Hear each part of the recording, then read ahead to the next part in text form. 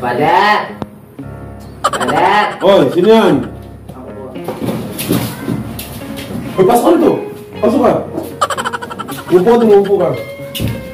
Upo ka doon. Upo dito. Oh, brother, bakit nga ba napapasyal ka rito? Kasi po, nakapatay po ako ng tao. Ano? Nakapatay ka ng tao? Opo. Kung may pagkakamali man ng isang tao, iwag natin husgahan. Ayon dito sa Efeso 2:3-4-5, 29, 19, 18, diretso natin sa 1. Kung may pagkakamali man ng isang tao, ay wag natin husgahan. Sapagkat tao lang tayo na namumuhay dito sa mundo, matuto tayong magpatawad. Itatanong ko sa iyo ngayon, bakit nga ba nakapatay ka ng tao? Masyado po sila naniniwala sa Diyos.